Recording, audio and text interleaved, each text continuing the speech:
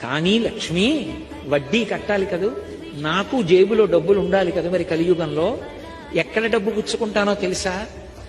నేను డబ్బు పుచ్చుకోవాలంటే ఒకడున్నాడు, వాడు పరమ ధర్మాత్ముడు, పరమభక్తి తత్పరుడు, నన్ను నమ్ముకుని ఉన్నవాడు. వాడు కోరికతో రాడు, తండ్రిని చూడకుండా ఉండలేక వచ్చినట్టు నన్ను చూడాలని వాడు వస్తాడు.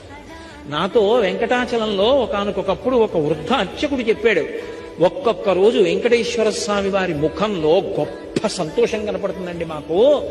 అలా కనపడింది అంటే మేము మరునాడు వస్తున్న వాళ్ళని చూస్తాం, ఎవరో ఒక పరమభక్తుడు వస్తాడు గుడికి అని చెప్పారు.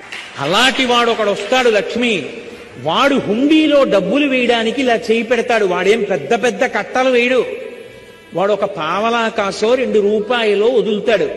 వాడు వేస్తున్న డబ్బు కోసమని నేను హుండీలో ఇలా చెయ్యి పెడతాను. అది మిగిలిన డబ్బులో పడదు, నా చేతిలో పడుతుంది. అది తీసి ధనతుకు వడ్డీ